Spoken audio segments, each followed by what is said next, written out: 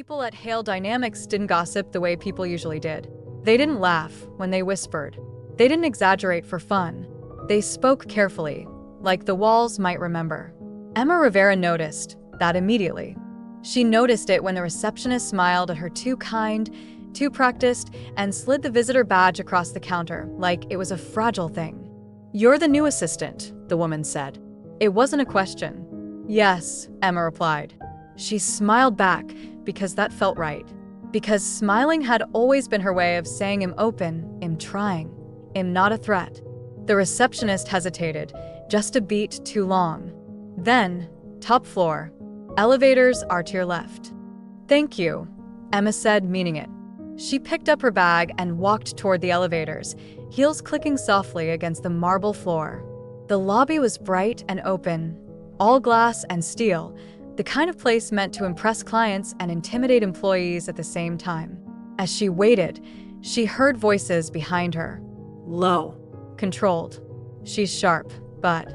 Ice Queen. They never last. Emma didn't turn around. She didn't need to. Her stomach tightened anyway. She focused on her breathing. In through her nose, out through her mouth. Slow. Intentional. I worked for this, she told herself. I earned this. I belong here. She repeated it because repetition helped. Because sometimes confidence came after action, not before. The elevator dinged.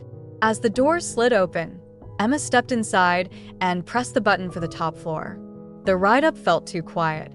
Each floor passed in glowing numbers. 23, 24, 25. With every rise, Emma felt the weight of the job settle a little heavier on her shoulders. Victoria Ale. Founder. Ice Queen. Emma had researched her, of course. Everyone did. Business profiles. Interviews. Awards. Articles that praised her brilliance, while always hinting at her severity. No personal details. No souvenirs. The doors opened. The top floor was different. Quieter. Colder. Not in temperature, but in intention. Every surface was polished.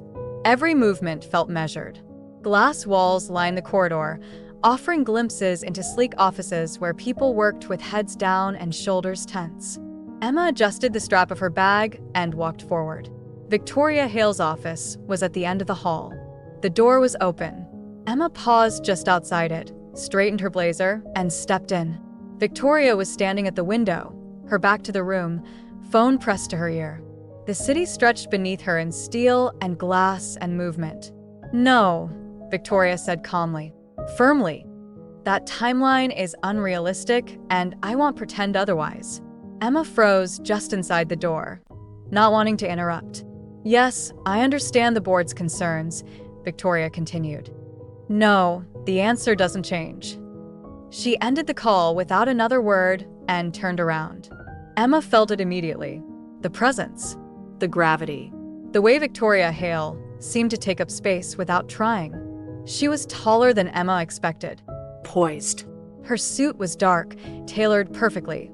Every line sharp and intentional. Her hair was pulled back, smooth and severe, emphasizing cheekbones that could have been carved from stone. But her eyes were sharp, yes, but not cruel. Calculating. Observant.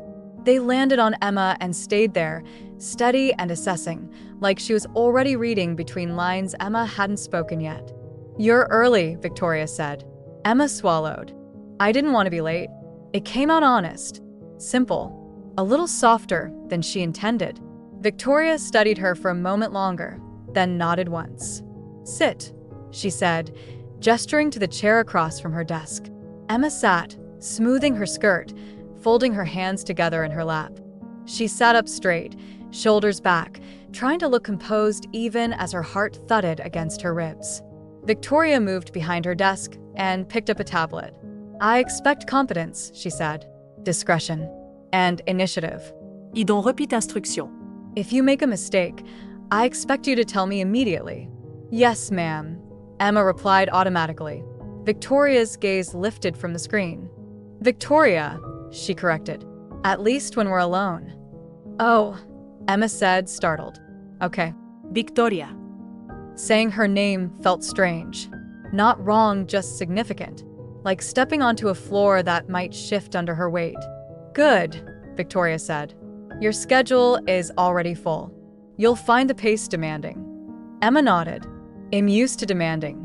The words slipped out before she could second-guess them. For the first time, something flickered across Victoria's face. Not a smile. Something closer to interest. We'll see, Victoria said. Emma's first day passed in fragments. Introductions that blurred together.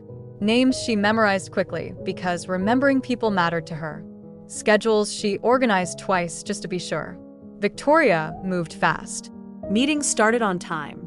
Ended on time.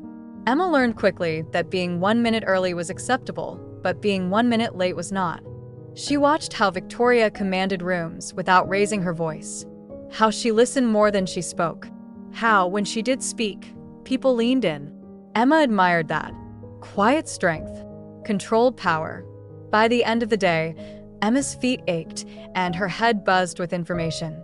As she packed up her bag, Victoria stopped by her desk. Tomorrow, she said, we start earlier. Emma looked up and nodded. It'll be here. Victoria paused, then added, You did well today. Emma blinked. Thank you, she said softly. Victoria nodded once and walked away. Emma sat there for a moment longer, letting the words settle. They were simple. They mattered anyway. By Wednesday, Emma felt like she was finally catching her breath. She knew Victoria's rhythms now. Knew when to speak and when to stay silent. Knew how to anticipate needs before they were voiced. She also knew this. Victoria noticed. She noticed when Emma corrected a scheduling conflict before it became a problem. She noticed when Emma handed her documents already tabbed and highlighted exactly where needed. She didn't say much, but her eyes lingered sometimes. Just a second longer. Emma felt that attention like warmth and pressure all at once. That afternoon, it happened. Emma was assembling a board packet, moving quickly but carefully, when she spotted it a mislabeled attachment. The numbers were right. The label was wrong. Her stomach dropped.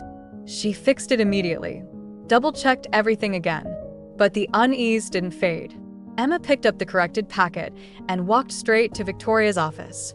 I made an error, she said, standing in the doorway. It didn't go out. I fixed it. I wanted you to know. Victoria looked up from her screen. The silence stretched. Emma's pulse thudded in her ears. Then Victoria nodded. Thank you for telling me. That was all. No lecture. No disappointment. Emma let out a slow breath she hadn't realized she'd been holding. By Thursday, Emma stopped feeling like a guest and started feeling like something else. Not settled, not secure, but present. Like the space behind Victoria Hale's desk now knew her footsteps. Like the calendar blocks she managed carried her handwriting in invisible ink. She liked that feeling. It scared her too, because liking things meant caring. And caring meant wanting to do well not just professionally, but personally. Emma had learned the hard way that wanting too much could make your chest ache. So she focused on the work. The work was safe. Victoria's days were relentless. Investor calls stacked back to back. Legal reviews. Strategy sessions that stretched longer than scheduled because no one wanted to be the one to interrupt her thought process. Emma sat in on some of them, quiet and observant, taking notes when asked, timing things perfectly. She learned how to read a room quickly who was nervous, who was bluffing, who was posturing. Victoria read rooms like they were written in a language only she spoke fluently. Emma admired that. She admired it a lot. She also noticed smaller things now. Victoria didn't like her chair too close to the table during meetings. She pushed it back just slightly before sitting. She tapped her pen twice when she was impatient. She tilted her head when she was about to challenge someone. Emma filed all of it away. Not because she was infatuated. Not because she was foolish. Because she cared about doing her job well. Because paying attention had always been how she showed respect. Late Thursday afternoon, Victoria came out of a meeting visibly irritated. Not angry, controlled, but tight in the shoulders. The board moved the deadline, she said to Emma, without preamble. Emma already had the calendar open. To when? Monday. Emma didn't flinch. She didn't sigh. She didn't complain. She nodded. Ill-adjust. Victoria paused. You don't have to stay late, she added. It sounded automatic, like a line she'd said many times before. Emma met her gaze. I don't mind. Another pause.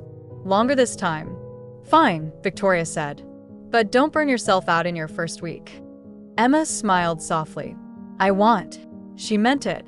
She always meant things when she said them. The office thinned out as evening crept in. Lights dimmed automatically in unused areas. The city outside shifted from afternoon brightness to dusk. Emma stayed at her desk, fingers flying across the keyboard, headphones in but no music playing. She liked the quiet. It helped her think. She finished adjusting the timeline, reorganized files, and sent a concise summary email to Victoria outlining the changes. A few minutes later, her inbox chimed. Acknowledged. Thank you. Short. Direct. Emma leaned back in her chair and exhaled. I'm doing okay, she thought. I'm really doing okay. She packed up her bag, ready to leave, when she noticed Victoria still in her office. Jacket off, sleeves rolled up, eyes fixed on her screen. Emma hesitated. She knocked lightly on the open door frame. I'm heading out.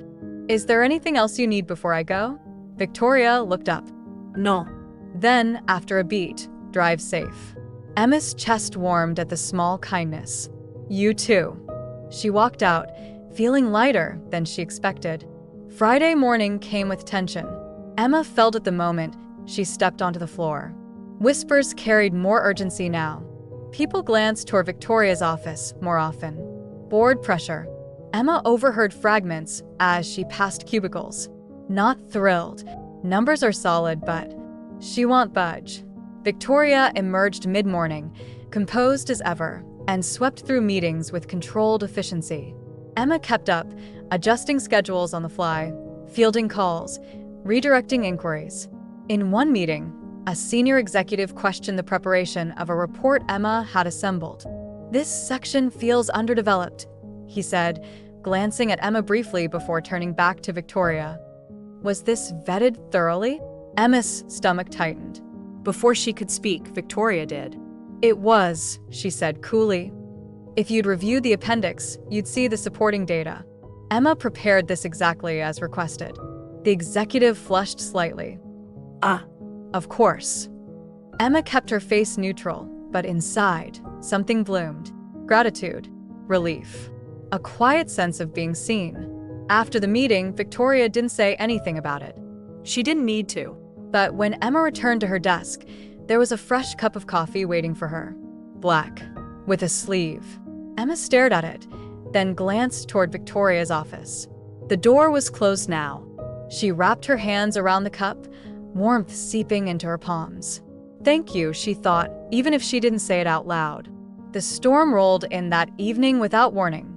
The sky darkened abruptly, clouds heavy and low. Rain began as a drizzle, then quickly turned into sheets, hammering against the windows. Emma was halfway through organizing Monday's materials when the lights flickered. She froze. The office hummed uneasily, backup generators kicking in. A few lights dimmed, then steadied. Victoria appeared at Emma's desk, jacket back on. Power's unstable, she said. It's not worth risking corrupted files. Wait it out. Emma nodded. Okay. They moved toward the windows, standing a few feet apart, watching the storm lash the city. Thunder rolled, deep and resonant, vibrating through the glass. Emma hugged her arms loosely around herself, not cold, just suddenly aware of the space she occupied. This building always feels different during storms, she said quietly, surprising herself. Victoria glanced at her. Different how? Emma shrugged. Smaller. Like everything slows down. Victoria considered that. I suppose it does. They stood in silence for a moment, the rain loud enough to fill it without feeling awkward. Emma shifted her weight. Her hand brushed Victoria's. It was unintentional, barely a touch. Still, Emma's breath caught. She felt the warmth of Victoria's skin, the steadiness of her presence. It sent a jolt through her that she wasn't prepared for. Victoria froze too. Their fingers touched, just for a second longer than necessary. Emma didn't pull away. She didn't know how to, without making it obvious. The air felt charged, like the moment before lightning struck. Thunder cracked loudly overhead. Victoria stepped back first. Her jaw tightened. Her posture straightened. "We should go," she said, voice lower now. "Yes," Emma replied, heart pounding. They gathered their things quickly, the moment dissolving into movement and rain and sound. Outside, the storm was relentless. Wind whipped around them, umbrellas nearly useless. They stood under the awning for a moment, rain pouring down just beyond reach. "Are you okay to drive?" Victoria asked. "Yes," Emma said. "I live close." Victoria nodded. "Text me when you get home." The words slipped out easily, automatically. Emma blinked. "Okay." They parted ways, the rain swallowing Victoria's retreating figure. Emma drove home with her heart still racing. That night, sleep came slowly. Emma lay in bed, staring at the ceiling, listening to the rain against her window. She replayed the week in her mind. The note, the defense in the meeting, the coffee, the storm. This is just work, she told herself. This is just respect. She repeated it because repetition helped, because she needed it to be true. But something had shifted. She could feel it, a subtle change in the air, a crack in the ice, and she didn't know yet whether that scared her or comforted her more. Monday arrived like it always did, too fast and without mercy. Emma woke before her alarm, rain still lingering in the air from the storm that had passed. The city felt washed clean, streets damp and reflective, the morning quieter than usual. She lay in bed for a moment longer than she should have, staring at the ceiling. Her phone buzzed. "Victoria, did you make it home safely Friday?" Emma swallowed. She hadn't imagined it. The request. The concern. "Emma, yes. Thank you for checking." 3 dots appeared. Disappeared. Appeared again. "Victoria. Good." Just that. Emma pressed the phone to her chest and closed her eyes. "This is normal," she told herself. "This is just being professional. This is just being kind." She repeated it because repetition helped. Because if she said it enough times, maybe her heart would slow down. The office buzzed with urgency. Board day. Emma moved through the morning with practiced calm, double-checking packets, confirming attendance, ensuring everything was exactly where it needed to be. She wore a navy blouse Shed almost left hanging in her closet too soft. Shed thought, but today it felt right. Victoria noticed. Emma felt it when Victoria's gaze flicked up briefly as Emma handed her a folder. Felt it in the half-second pause before Victoria said, "Thank you." Meetings stacked one after another. The boardroom was tense. Questions sharp. Expectations high.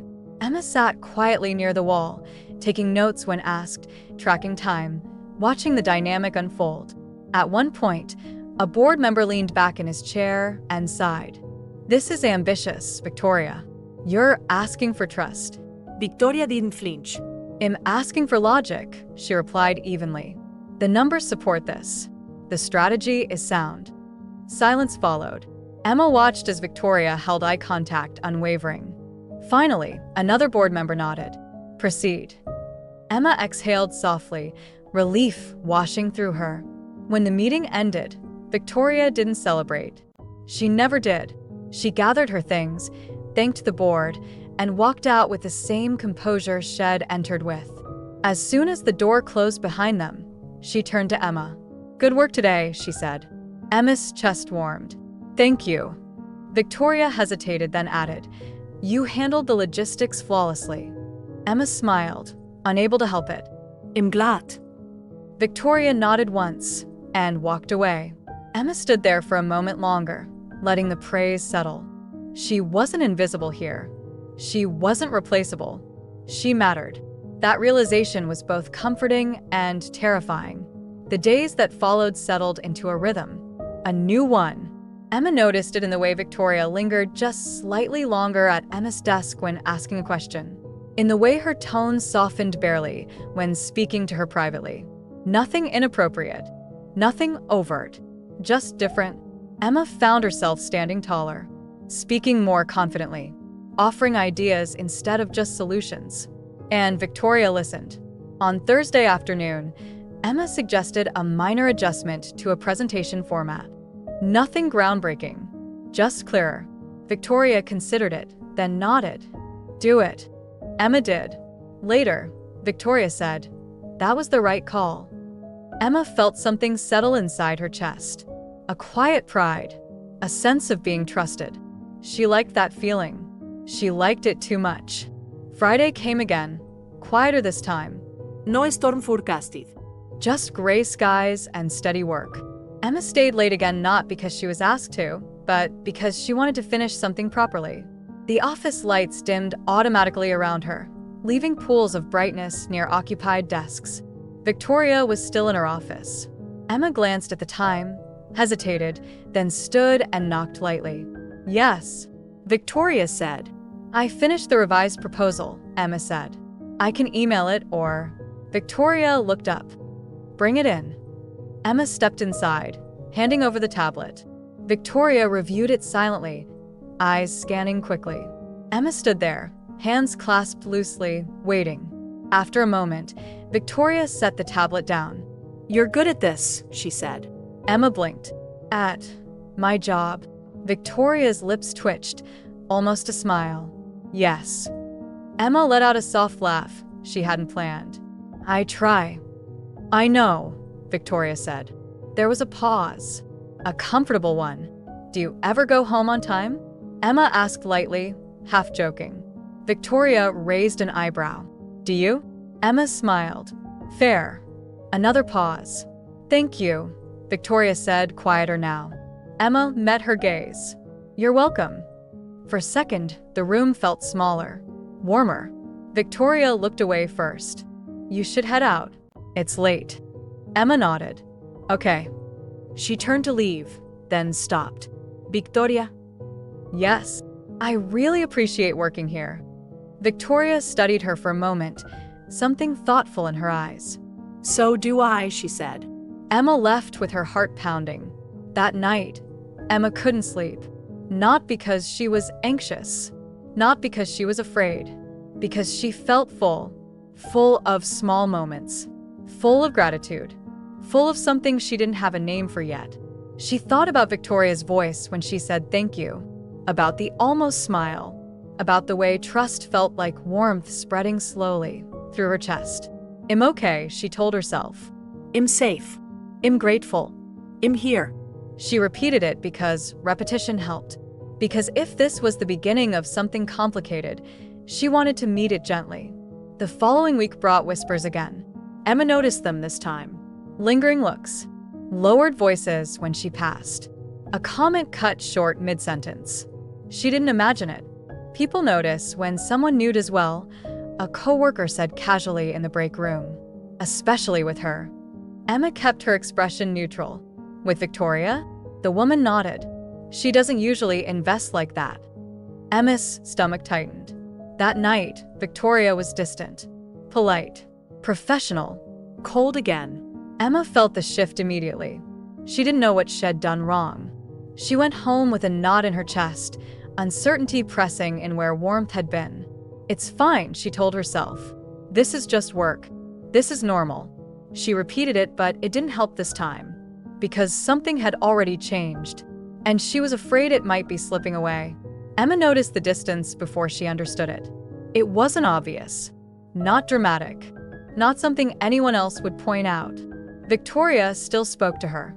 Still relied on her. Still trusted her work. But the warmth was gone. The pauses were shorter.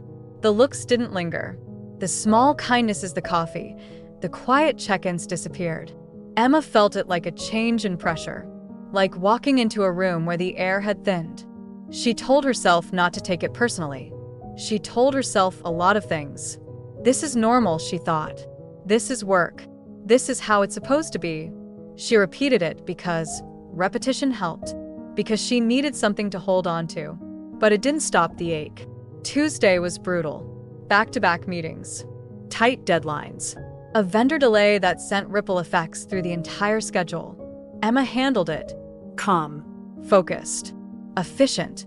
Victoria barely looked at her. At one point, Emma handed over a revised document. Their fingers didn't touch this time. Emma felt the absence like a hollow space.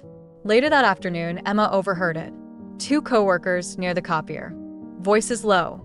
Careful. She's clearly favored. Careful. You don't want to imply. I'm just saying. She's new. Emma froze. They noticed her then. Awkward smiles. A quick change of subject. Emma forced herself to breathe. Forced her hands not to shake. She finished the day on autopilot. That evening, Emma stayed late again. Not because she wanted to, because she didn't know what else to do. The office was quiet. Too quiet.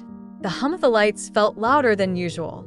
She stared at her screen, reading the same line over and over without processing it. Finally, she stood, grabbed her coat, and walked toward Victoria's office. The door was open. Victoria stood inside, jacket off, sleeves rolled up, staring out at the city. The sky outside was darkening again, clouds rolling and heavy and familiar. Another storm. Emma hesitated in the doorway. "Victoria," she said softly. Victoria turned. For a moment, her expression cracked just slightly. Something tired. Something conflicted. "Yes. Did I do something wrong?" The words were out before Emma could stop them. Victoria's jaw tightened. "No," she said immediately. Too quickly. Emma swallowed. "It feels like I did." Silence stretched between them, thick and uncomfortable. Thunder rumbled in the distance. Victoria exhaled slowly, rubbing a hand over her face. When she looked at Emma again, her eyes were guarded. "You didn't do anything wrong," she said. "This is necessary." "Necessary for what?" Emma asked gently. Victoria didn't answer right away. The lights flickered. Emma took a small step forward, stopping well short of the desk. She didn't want to crowd her. She just wanted to understand. "I value this job," Emma said. "I value working with you. If I crossed a line without realizing it, I want to fix it." Victoria's gaze softened, just a fraction. "That's the problem," she said quietly. Emma frowned. "I don't understand." Victoria looked away, toward the window, where rain had started to streak down the glass. "People talk," she said. "They always do. And when they do, it reflects on you first." Emma's chest tightened. "I can handle gossip." Victoria shook her head. "You shouldn't have to." The thunder cracked louder this time, the storm arriving in earnest. Emma stood there, heart pounding. "So you're pulling away," she said slowly. "To protect me." Victoria didn't deny it. The silence was answer enough. Emma felt a strange mix of emotions: relief, frustration, gratitude, hurt, all tangled together. "I didn't ask you to," Emma said. "I know," Victoria replied. "That doesn't mean I want." They stood there, the storm raging outside, the tension inside the room almost unbearable. Emma hugged her arms around herself. Not because she was cold, because she needed grounding. "I don't want special treatment," Emma said. "I just want honesty." Victoria met her gaze. "You have it," she said. "Even if it costs me comfort." Emma's heart ached at that. She nodded slowly. "Okay." They stood there a moment longer, rain pounding against the windows, the air heavy with things unsaid. Finally, Victoria straightened, control snapping back into place. "You should go," she said. "The storm's getting worse." Emma nodded. "Yes." She turned to leave, then stopped. "Victoria?" "Yes." "Thank you," Emma said, "for caring enough to be careful." Victoria's eyes flickered. Something vulnerable surfaced and vanished. "You're welcome," she said. Emma walked out into the storm, rain soaking her coat as she hurried to her car. That night, the storm felt different. Not charged, not electric, heavy. Emma curled up on her couch, listening to the rain batter the windows, her thoughts looping. "She cares," she told herself. "She really cares." She repeated it, holding on to the truth of it, even as doubt crept in. Caring didn't mean choosing. Protecting didn't mean staying. Emma knew that. She also knew this wasn't over. Not really. Because something real had taken root between them, quiet and fragile and unresolved. And Storms had a way of revealing what people tried hardest to keep hidden. Tell me where you'd put sections at or pictures at. Like, give me the text, like, if it's she cares, she told herself. She really cares. She repeated it, holding on to the truth of it, even as doubt crept in.